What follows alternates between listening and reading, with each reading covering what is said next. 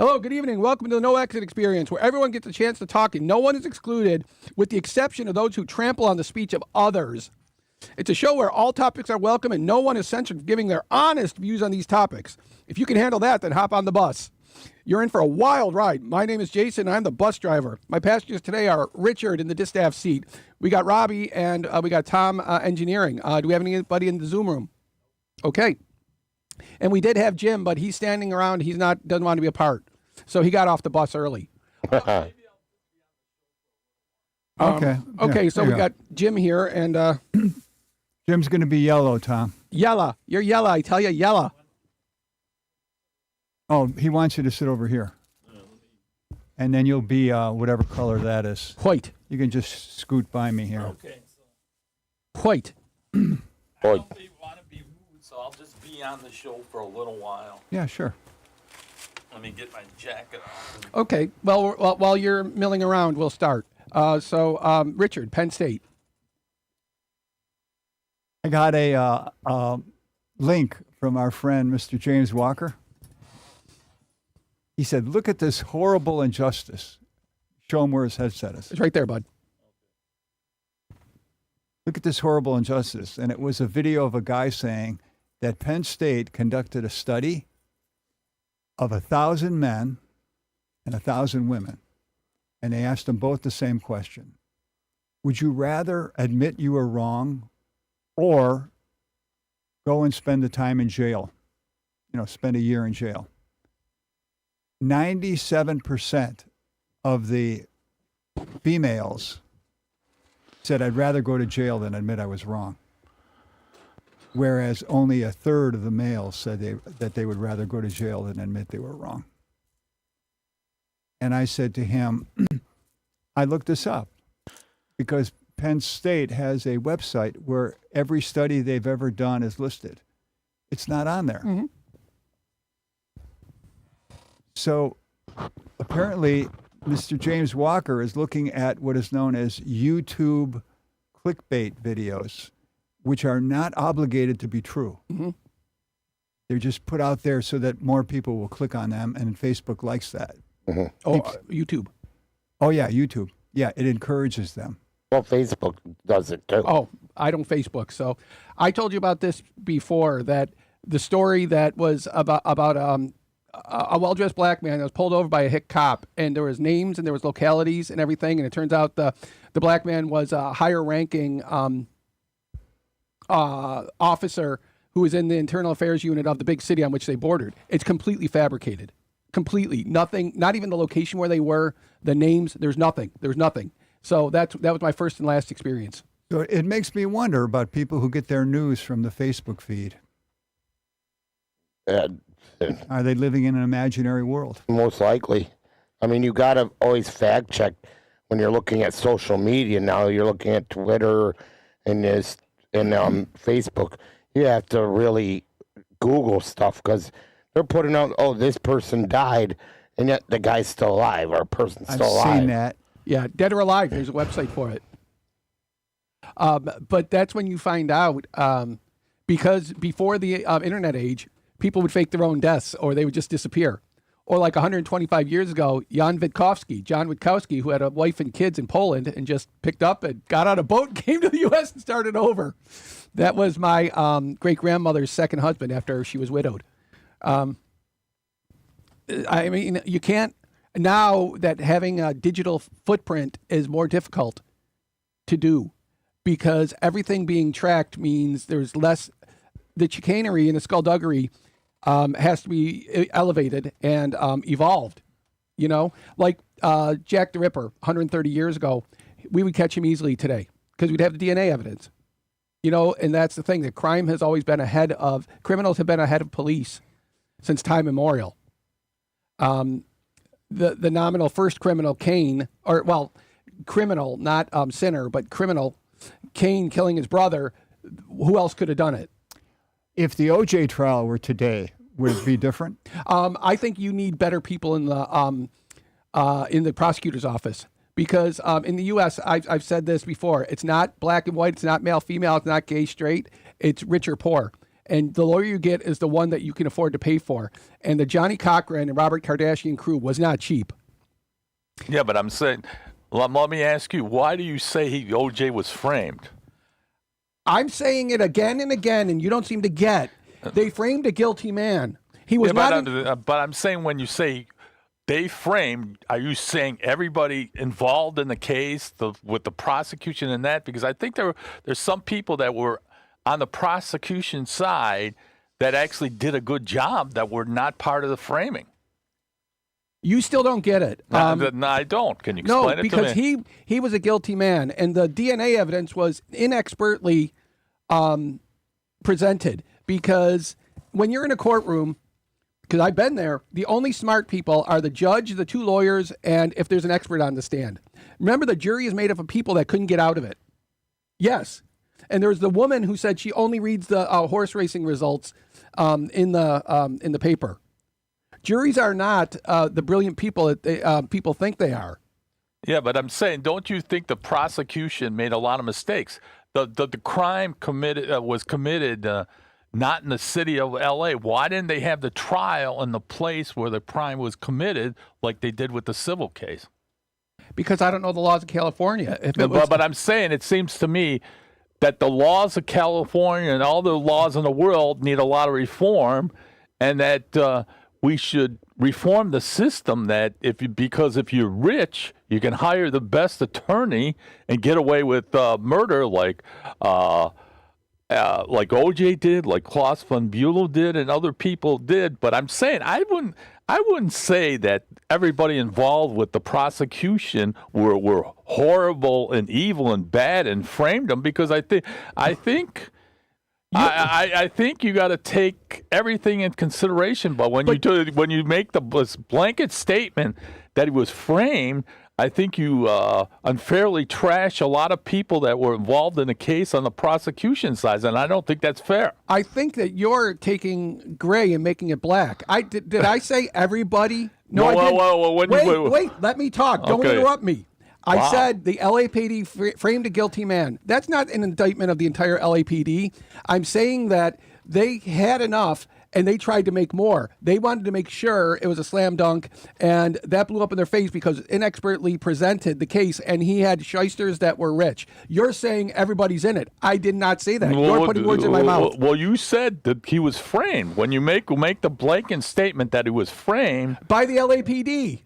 Oh, you're framed by the LAPD? Okay, that changes things. No, I said the LAPD framed a guilty man. Listen to that. Go over that in your head. The LAPD framed a guilty man. Okay, you can make your point, but you don't have to be, unfair to me and insulting and, unfairly trash me. I mean, you don't have to do that. But I will, because that's our show.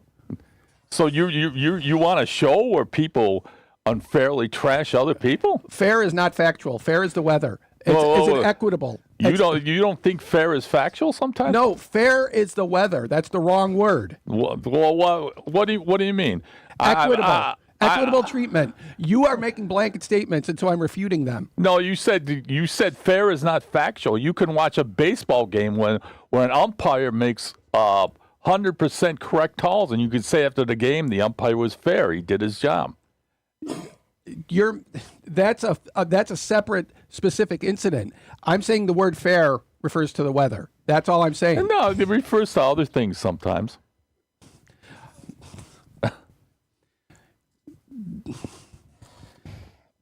Extemporaneously, I think that's Robbie, the Sabres. What do you got? Oh wait, does anybody else have anything else to say about clickbait? No. Okay, Jim, you got anything to say about false things in the? Well, I noticed this one thing on the internet. Like a lot of people, they lie and make up stuff on the internet to make a ton of money, like that Nick Fuentes and other people. So a lot of the stuff on the internet these are people that purposely lie and act like assholes to make a ton of money. 40 years ago, Ronald Reagan said that Alaska had more oil than Saudi Arabia. That was blatantly untrue, but it sounded good. Ronnie Reagan, there you go again. I mean, grifting has been there forever.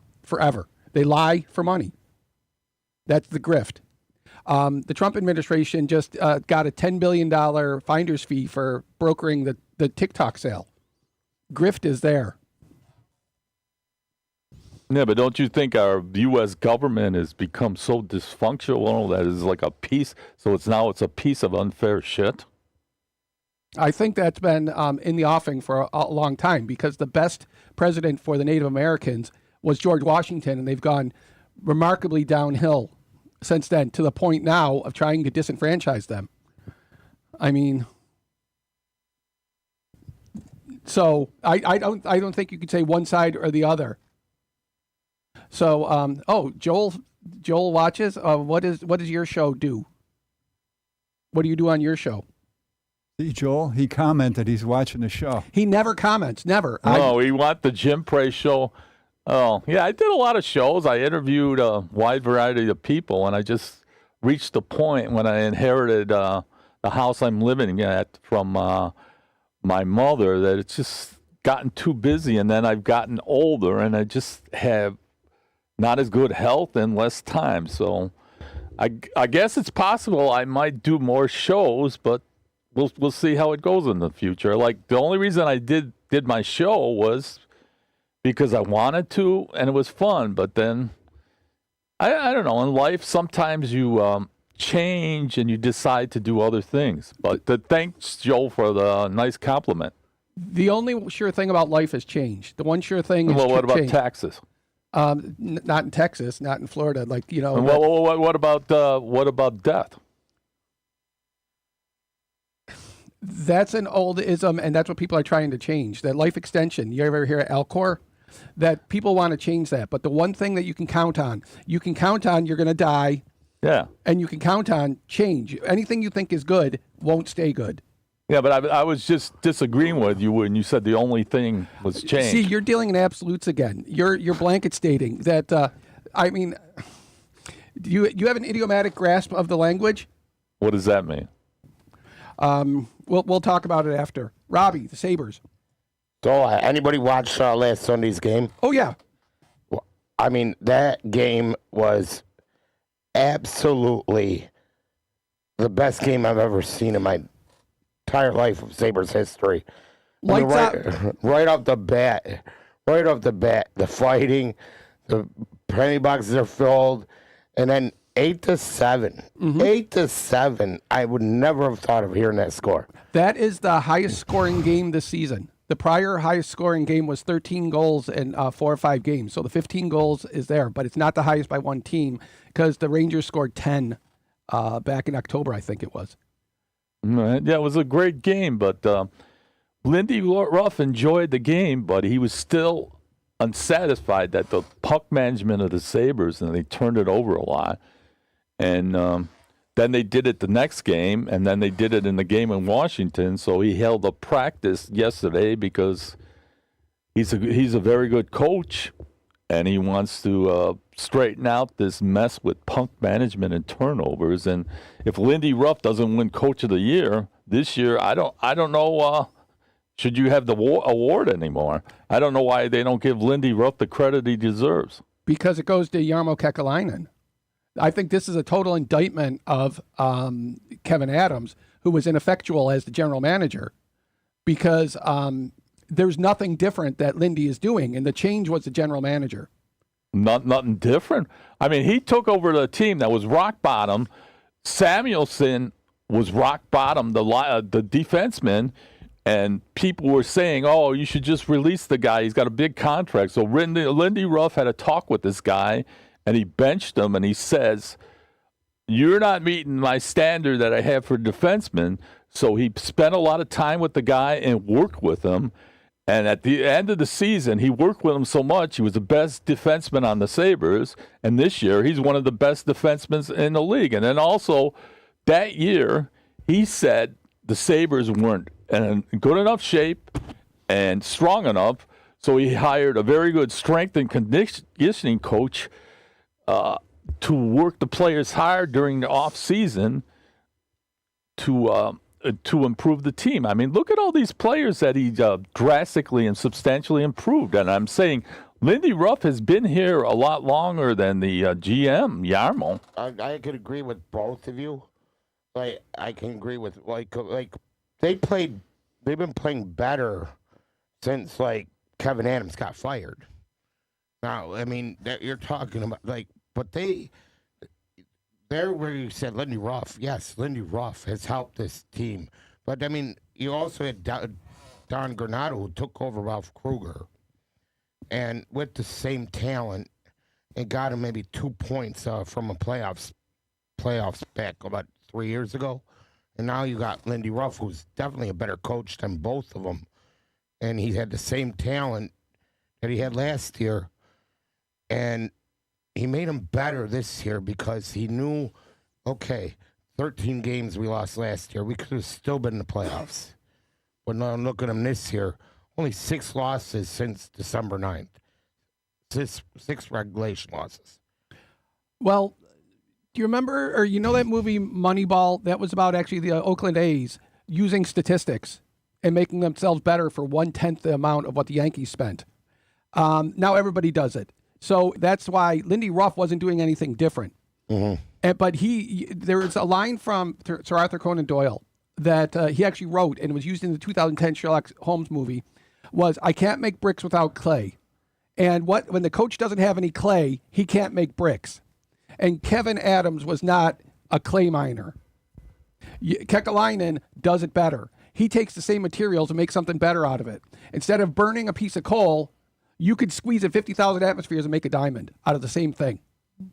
Yeah, but I'm saying when they asked the Yarmo Kekalainen about what's the reason for the turnaround from the Sabres when they were rock bottom and they're so good now, he's the first one that gives credit to Lindy Ruff. So are you saying that Kekalainen is lying about this? What?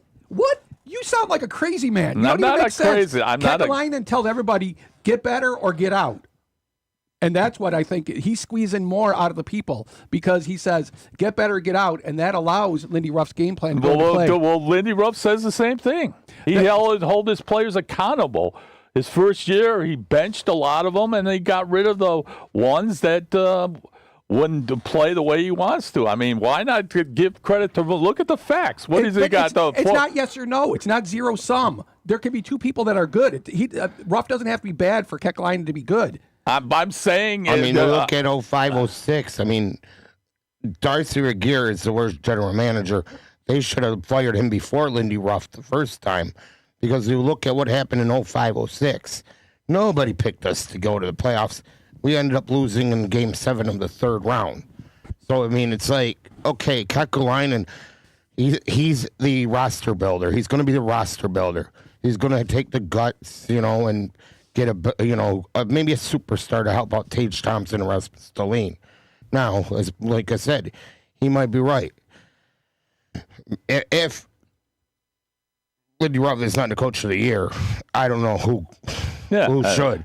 I mean, John Cooper, yes, he's got talent on the Tampa Bay Lightning. Sorry to say, but John Cooper does not deserve coach of the year.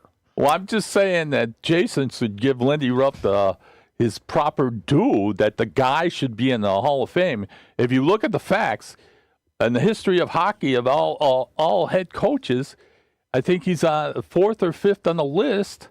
And even Jarmo Kekalainen gives him credit. So, I mean, it just why not give Lindy Ruff credit where credit is due? Okay, we've covered that point to death. That I'm not denying him that. I'm saying that why wasn't they have all this winning when Kevin Adams at the first half of the season? They didn't. And then a new guy comes in and they turn it around. So you tell me, that's just obvious. Yeah, but I'm saying Lindy Ruff has done this in Buffalo. He's done this in Dallas. He's done this in New Jersey. I mean, it's not the only place he's done it. I don't know why you have this love affair with Lindy Ruff. Okay, we got to move on. Unless anybody else has anything. Well, I got this about you. I don't think, as host of the show, you should be so rude and unfair to me. I'm saying if you want me and other people to come on your show, how about being nicer and fairer? Don't be so nasty and you're like demeaning me and to treating me like trash. Why not be fairer and give the people a break? If you want good people to come on your show, and if you want me to come on the show in the future, don't be so unfair to me and so belittling or demeaning. It's not a good idea for the shows. When I hosted my show, I wouldn't do that to my guests, and I got a lot of wide variety of guests. But why do you have to act so sarcastic and demeaning to people? If we put do you see that green light, green 3 minutes? Yeah. That's a timer for people like you that talk too much. If Well, we put a time- there you go again. If we put the timer on, you'd have the lion's share of how much people have talked in the show. There you go again. I'm saying that's the whole point. We got to keep it moving. Well, there you go again. I mean, why do you have to be like Howard Stern or Greg Sterlace? Or Pierce Morgan? I didn't say Greg Sterlace. You're the one that said that. I said Greg Sterlace, who modeled himself on Howard Stern. Because you know what turned me off on Howard Stern? Well, I'm saying Wait. Do you know what turned me off on don't interrupt me. What turned me off on Howard Stern was 1993 when he said to the woman from Fran Drescher, "What's it like to get raped?" That's when I had to turn it off, and Greg does the same thing. Well, I think to be fair to Greg Sterlace, we should ask him who he modeled himself. You're saying he modeled himself after Howard Stern. To be fair to Greg Sterlace, we should ask him that question. So, because I disagree with you that Greg Sterlace was modeling himself after Howard Stern. Don Imus? I don't think Don Imus either. Okay, well, that's this. If you feel belittled, nobody's making you stay. Because I'm not trying to belittle you. Okay, if you're going to be like that, I'm just going to leave. Your feelings are hurt? I'm sorry, Jim. Next up, we have development around the new stadium. Yeah, they're talking about like trying to put something new around the new stadium to get like, some more businesses and to make that stadium basically 365 days a year use and that and I'm hoping to see some stuff around there because you want people to come and visit. Are you talking like hotels and upscale restaurants or Yeah. what do you Yeah, they're talking about hotels and some more restaurants and that, and a plaza too, like with stores and that. in that area, there's a lot of that already, but the problem is Southwestern Boulevard because that's a highway. That's 5 lanes. It's difficult to cross. So, and there's more than enough bars around there. I mean, That's the butt. definitely the big tree and being one of them. yeah. Is that still there or did it burn down? Oh, it's still there. Oh. Okay, but business is good. Okay, so who's our next? Okay, so how music relaxes us. Or do you have anything more to say about development around the stadium? Well, are you referring to like the bars and stuff like that? They're thinking about putting hotels out over there, and I see. To make it more of a destination. yeah. I don't know. I think that's a good idea. Yeah, because I think just because if you're going to make that stadium 365 days a year, Yeah, you want to have in use, people. you want to have people coming during the off season and all that other stuff. You want people to you want to make this a destination and grow money for the city and everything. Well, on the flip side, though, people might say if you want to be year round, why would you put an open air stadium in a place that gets 8 feet of snow on average per winter? Yeah, that's a good question. I mean, let's see if the architects are correct. They have enough of a roof, and they have it positioned in a way where the wind comes in, where they said it won't be a problem. Yeah, plus the concourses are heated, unlike the old stadium, which you grab a beer at the concession stand and it'll freeze by the time you get to the seats. Well, the old stadium, I mean, Well, that was built in 1970. yeah, and this new stadium, it does have the heated concourses, and they want to put have events inside the concourses too, like they want to build a bar inside there, not a bar, a brewery, because they're popular, I guess, these days. Wow. You're going to have to check that out. Yes. Well, as I said, that Sam Adams does a lot for the Boston area because, that they have their beer that you can only get in Boston. Jason is aware of a lot of the local breweries. Mm-hmm. Have you tested most of them? No. No, the price points are crazy, and I don't like the styles because I think that heavy hopping hides bad brewing. If you don't like what you have, you just throw more hops into it until your face gets to a point where the bitterness is so high your face puckers because the bitterness is crazy. But even if it's a deal, like Consumers had a deal that buy one get one free of this Helles Lager from HEL Brewery in Austria. Close but no donut. You know, I wouldn't buy another one. It just didn't have the right taste for me. So I still have a 4-pack I haven't opened. But it'd be like if I only dated Jewish women, but I appreciate all women. Mm-hmm. Like that. Mm-hmm. I don't have to, or if my favorite was like marijuana, but I can appreciate cocaine or heroin, even though I don't use them. Oh, speaking of which, did you make any forays into the dating scene? That was where that's my last okay, point. so that's we'll get coming to up. that. Oh, but that's a little sneak preview. yeah, because it's interesting you mentioned that. How does music relax us?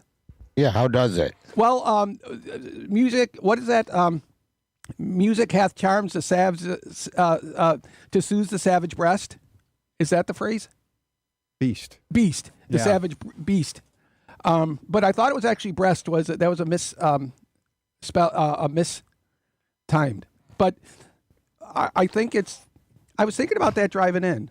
Yeah, it's like I have like days that I'm listening to like yacht rock because, or days I'm listening to country, or I'm a alternative fan like Soundgarden, Nirvana, Alice in Chains, and it's like I get relaxed right after I listen to them. I used to play this John Deere farming game, and it had a country soundtrack. And I don't like country, but it worked while playing the game. I was listening to the soundtrack with it, and it was good.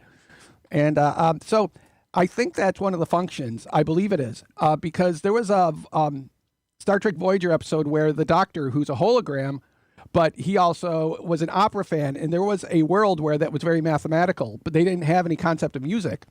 And he's singing arias from operas, and they take his program, duplicate it, and make it better. So he wants to stay with them, but he realizes he's already been obviated. He's already been more human than human. They made someone better than him in his likeness. And so that's the thing, that on one side, music is all ones and zeros. It's all, if you go fine enough, digital looks analog, like squaring the circle. If you make the squares small enough, they appear to be a smooth line. So that's why if the Beatles could record a digital, they would have. That analog is what they had. The snapping and the popping, that's not a feature, that's a bug. That because Paul McCartney especially,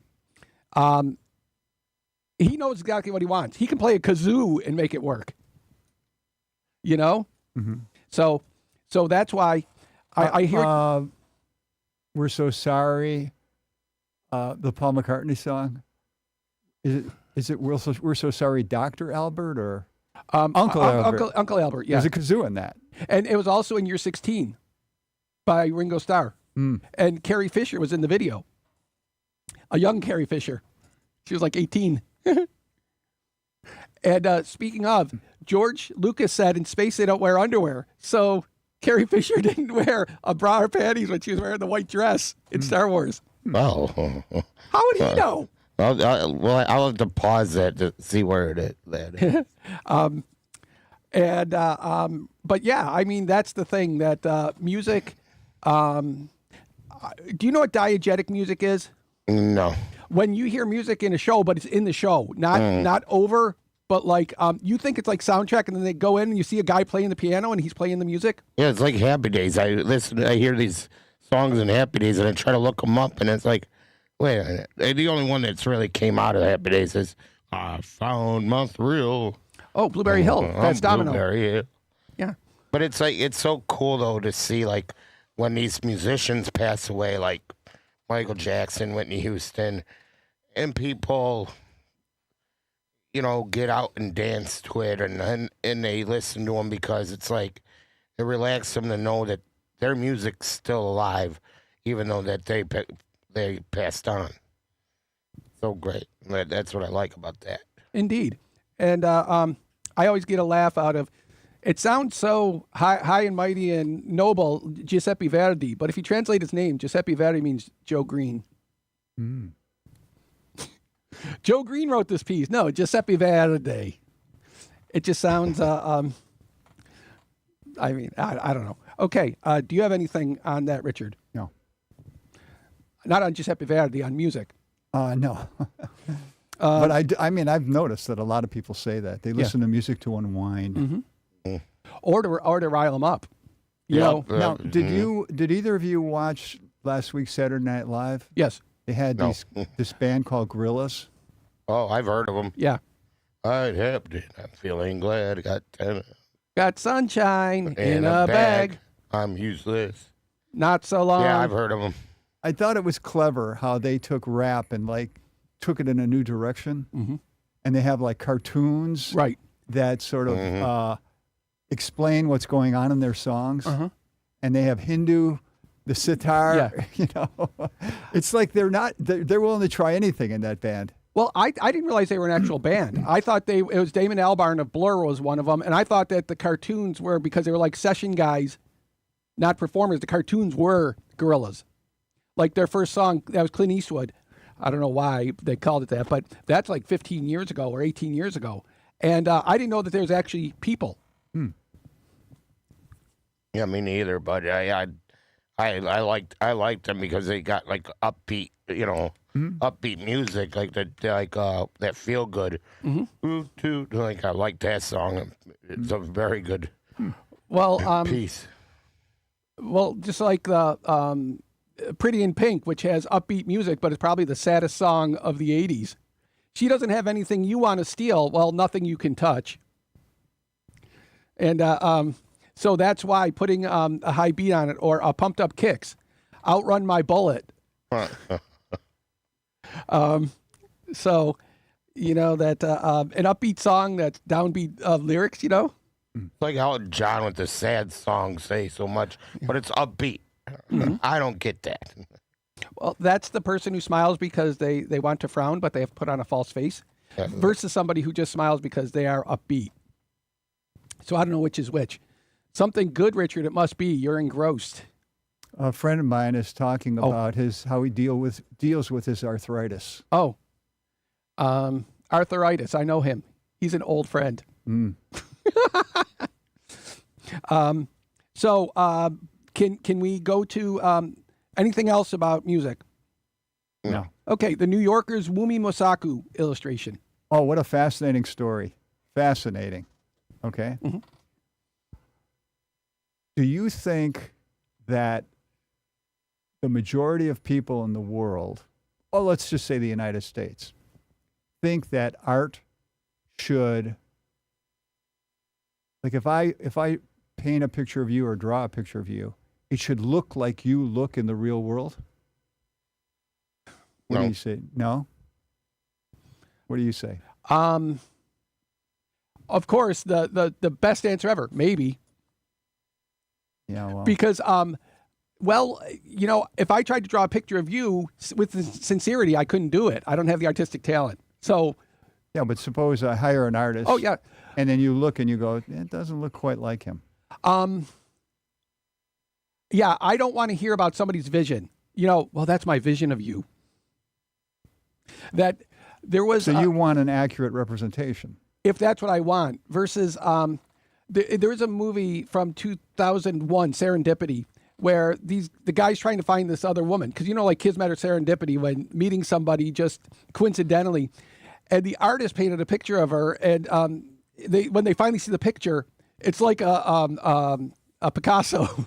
It's like abstract. That's his picture of her is abstract. So if that's what you see, but it depends on what I want. You know what I mean? So it shouldn't be flat. If I tell you I want you to do your vision for my pictures, because there was a story on the radio about these people paid this wedding photographer $5 or $6 grand, and she took all the pictures out of focus because that's her style. But she didn't tell them before, or that's her art or her vision. You tell people before what your vision is, not after. So the New Yorker magazine, which is basically a literary and entertainment magazine, has been around for 100 years. And if you've been around that long, chances are you had to illustrate your articles. And so they from day one, they had an artist on the staff. It was an article about this person or this event. They would do a drawing, and it would be at the top of the article. Okay, so this current issue, they did an article about one of the actors from Sinners. Okay. Okay, and naturally they asked their artist, "Oh, we're gonna do an article on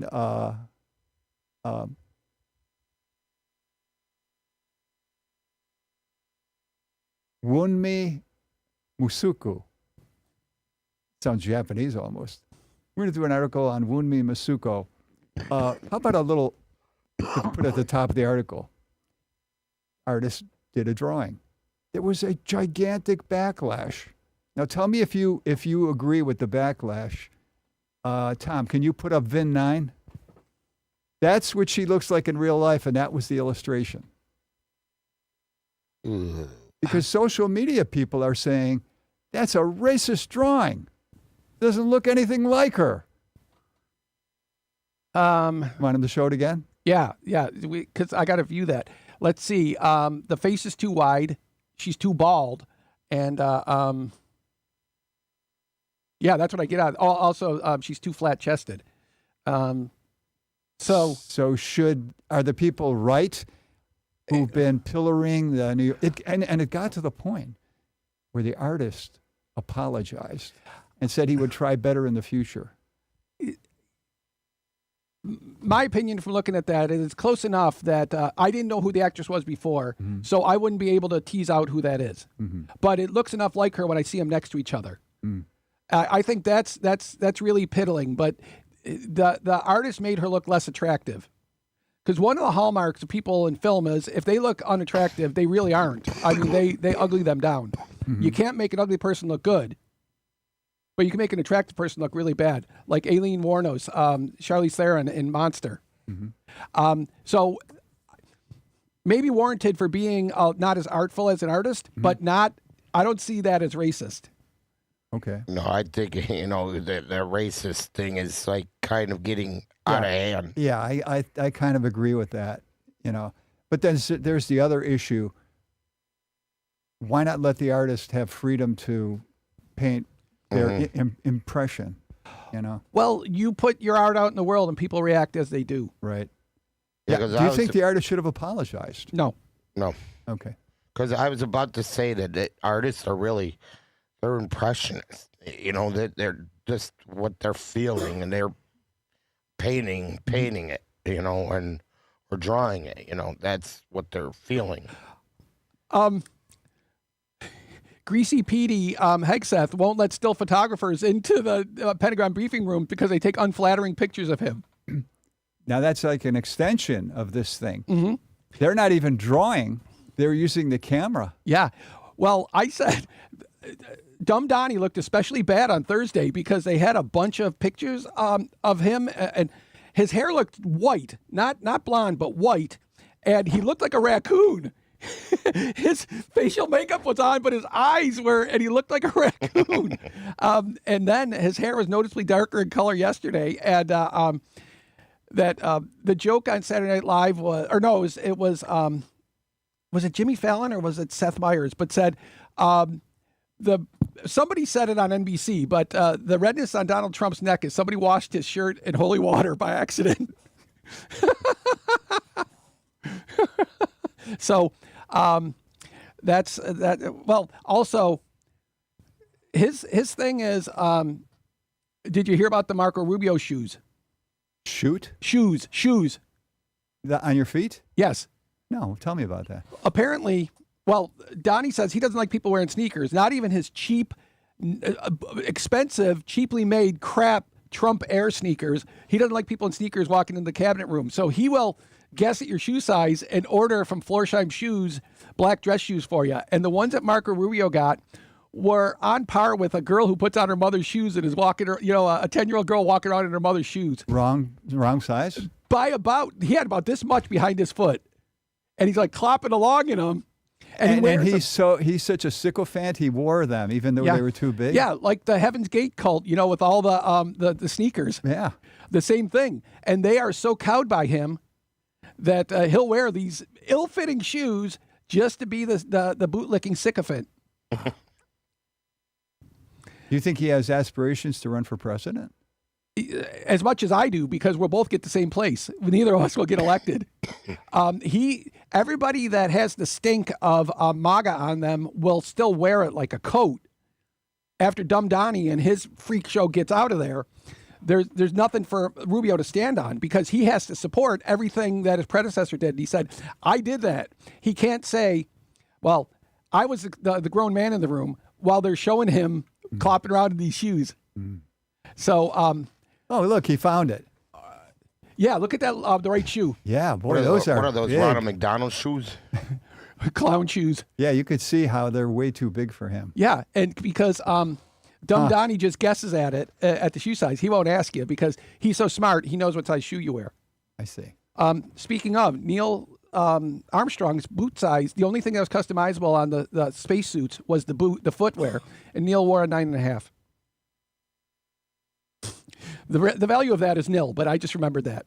But at least Neil Armstrong's moon boots fit better than Marco Rubio's shoes.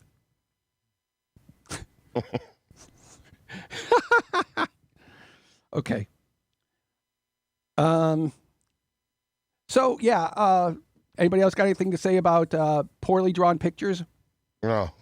Because elsewhere in the studio here, Richard has a poster up of that somebody he knows drew. How long ago was that? The one that's over by the bathroom with all the people around it, with just a pen or a felt pen. The person that drew it drew all sorts of different faces, and you can make them all out. I mean, I said, who are these people? But they were all out of the artist's mind. They weren't real people, but they look like it. They look more like it than real people than that picture did. So you think that woman who drew that could work for the New Yorker?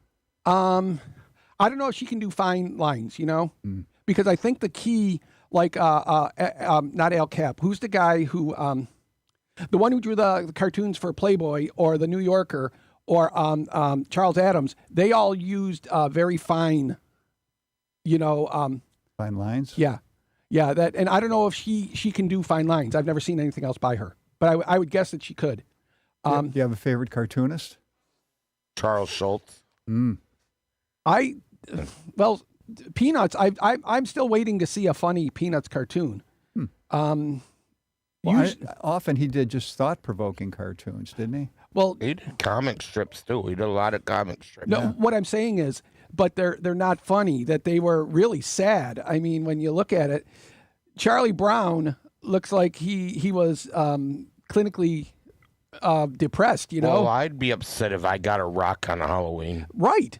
And or when Peppermint Patty saw that Marcy's mother had a sewing machine, and she cows Marcy into making a skating dress for her, but she doesn't know what she's doing. And Marcy says, "It's hard to sew when you have tears in your eyes," and that's really down. That's really rough. But then in the end, of course, Marcy's mother sees that Peppermint Patty had bullied her and makes her the dress, and so. Yeah, and then Marcy calls her sir. Yeah, I mean, but the only people who have last names in there, last and first names, like Miss Othmar, we don't know what Miss Othmar's first name is, but Charlie Brown, Sally Brown, Linus Van Pelt, Rerun Van Pelt, and Lucy Van Pelt, and Patricia Reichert, who is Peppermint Patty. Like in 1974, she gave her name. Those are the only people that have first and last names. Not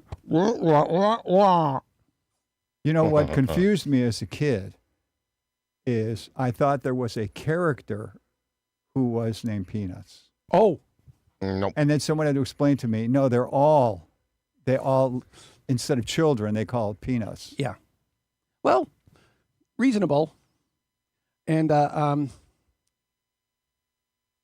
what bugged me was Snoopy when they make the those new three-dimensional looking movies lying on the corner of his doghouse. It works when it's sideways. You know, it works when it's sideways. But when you see him like lying on it, it's like this. That ruins the image. But I just when he was in the Foreign Legion, it was Fort Zanderneuf in the African desert. Fort Zanderneuf. Is there still a Peanuts cartoon being drawn? It's interesting you mentioned that because my roommate has a picture that was painted by the guy who is the licensed successor to who's allowed to do it. Oh, there are successors. Yeah. Well, Oh. but he's not doing comic strips. What's he doing? Well, just individuals. Like this one Oh, costs so like the strip is gone. yeah. Yeah. But it was a picture of Snoopy, and I think it cost like $1,000.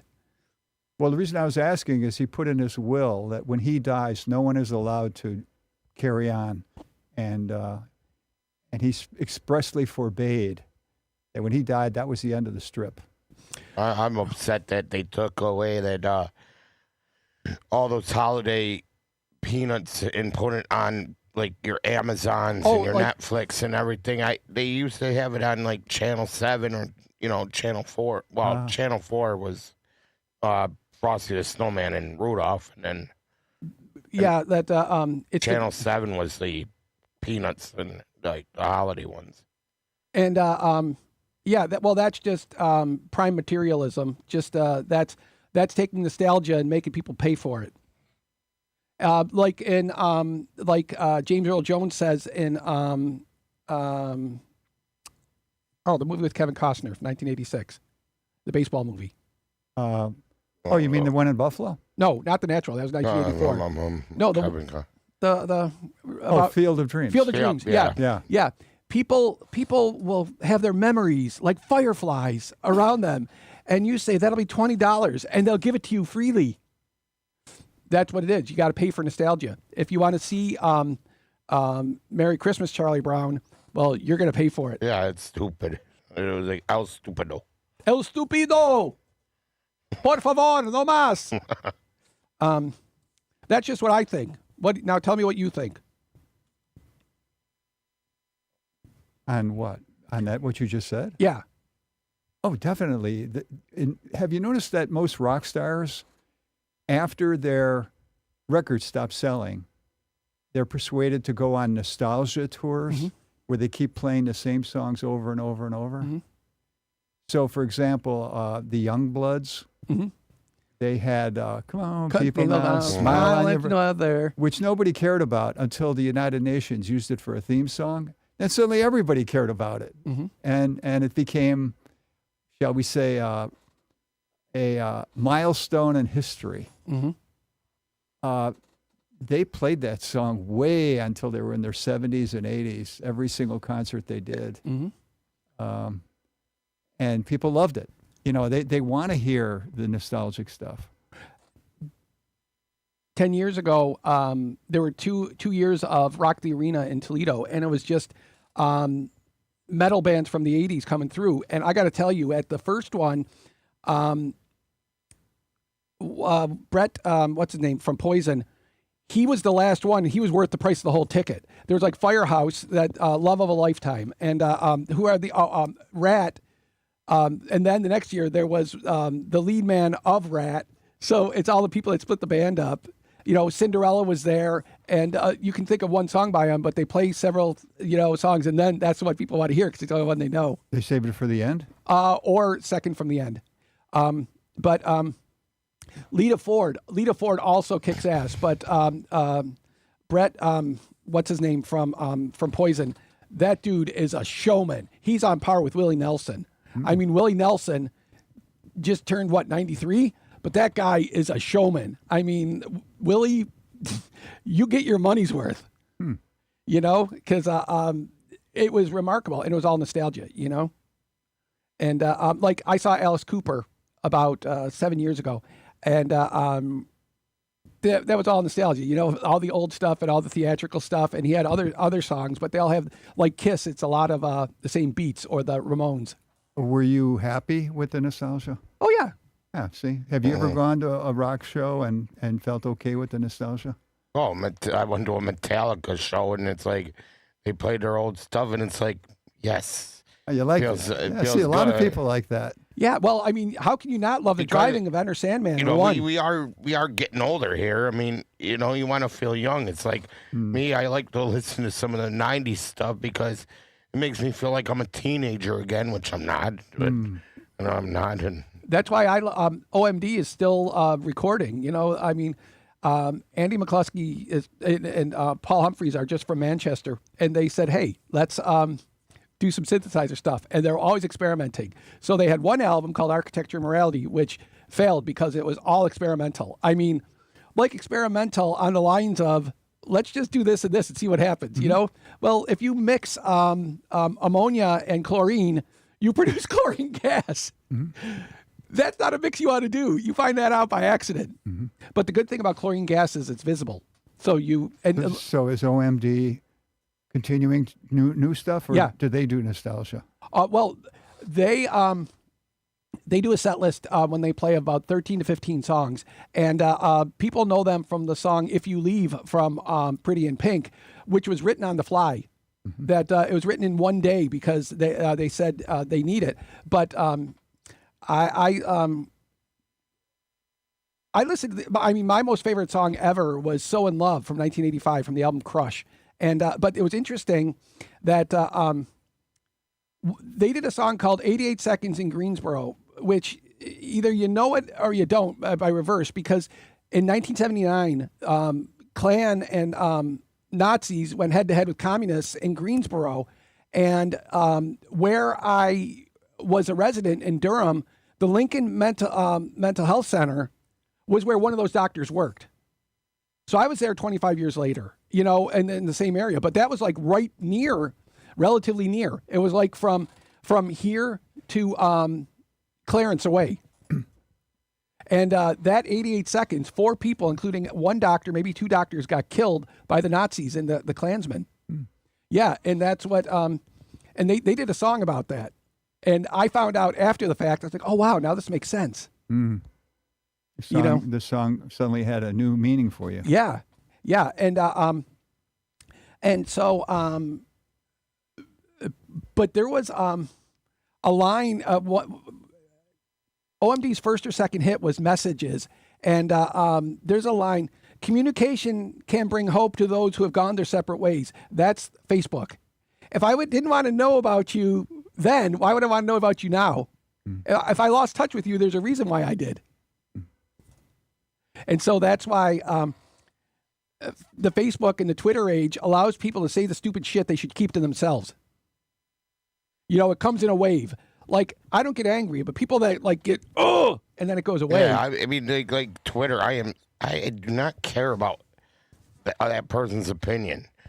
I mean, it's like even Facebook has turned into it. It's like, I look at Facebook like, you know, if somebody's having a good time on vacation, you know, to get in touch with friends or something like that. I mean, I like all those videos, like people that are like families going on vacations or going to a sporting event, going to a concert. I like that, but I hate Twitter because it's too opinionated, and it's like, oh, you're ready to go out and fight. Well, I just heard about this. It's logical. It just didn't come to me because that's not my mind. But do you know who loves family pictures of vacations on Facebook? What was that? People that are going to rob your house. You know, when you broadcast to everybody that you're not at home, that's a security risk. That's why you wait till you get home. People don't Yeah, do that. do it afterwards. Yeah, do it afterwards. That's good advice to the Facebook viewers out there. Yeah, that don't tell everybody everything you're doing because nefarious people will take advantage of it. 90% of intelligence that's gathered is time related, and that's great intelligence, knowing that somebody's not home today because they said, hey, look, we're at a flea market out in Syracuse today. Heck yes, that tells me you got 2 hours before you get home, even if the alarm goes off, and I wanted your stereo or your silver in your living room or in your dining room. So now I have free reign to get it. You can't even get there in time to do it right. I don't even trust Facebook Marketplace because if you're going to go pick that up, who knows if that person's got a gun? Well, that's absolutely it. So somebody who says, yeah, come over to my house. No, a public place with a lot of way around. It's just like the dating environment. When you meet somebody new, it's like that joke. A guy picks up the hitchhiker, and the hitchhiker says, how do you know I'm not a serial killer? Yeah. And the driver says, because it would be amazingly coincidental for both of us to be in the same car. I mean, I'm old school. I'd rather be at a store, look at it. If I like it, compare prices, buy it. That's as old school I can be. Well, that's just the evaluation of people have been doing fake things forever, that presenting pig's ears as silk purses. So if you can fake it, you can. Like the Pawn Stars say, just because it's old doesn't mean it's valuable.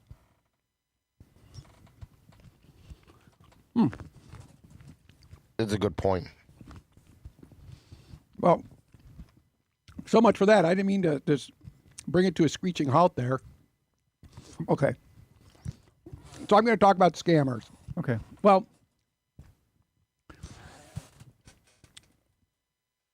the apps, I won't name what they are that I'm on, but there's a couple of them. But they say a word about ghosting, when people just disappear. Shouldn't you warn people so they don't go on those apps? No, I think that, like Pete Buttigieg, who was the Secretary of Transportation and is a possible candidate for president, met his husband on Hinge, which is another app. So there's a lot of chaff. There's very little wheat, but there's a lot of chaff. So it's not like looking for a needle in a haystack, but a needle in a bunch of needles. And either the people are too boring. Well, that you start talking and you find out people's speak that I may know thee. And you find out that some people don't have much to say, or they're all about their job, or they're socially awkward. And that's the thing, that scammers are everywhere. And there's a script that the scammers follow. At least the Asian scammers, because I've been attempted to scam, like the accidental text. Oh, sorry, that was a great golf game yesterday. Sorry, that's not me. And then they start talking. They will say they're divorced. Oh, they anybody who says I'm this, that, I have this job here, there, and I'm in real estate. That's the first key, and real estate. And they'll say that they're divorced because they caught their husband cheating on them. If they say they have kids, they probably do, but the names are fake, the locations are fake, the phone numbers are fake, and you don't realize it because it's so cohesive. It's so cohesive. And once you say, I'm not sending you any money, they turn like a borderline person, vicious, and they accuse you of being a scammer. Like the person we know who has the guy in the Ukraine. I'm telling you, that's a scam 100%. The woman who doesn't come around. Yeah, Riven. Oh, I didn't want to give her name out because she's not here. But that dude, I'm telling you right now, that's a scam. Right now, that's a 100% scam. Because if it looks too good to be true, it probably is. And there was one woman who said her name was Eva Remcharska. And she said she was from Poland. Her father is American, her mother's Polish, and she came here when she was 11. You met this woman? No, only on the app we were chatting. Okay, on the app. Yeah, and that woman doesn't exist. The Eva Remcharska, or close to the name, is a poet in Poland. And that's why.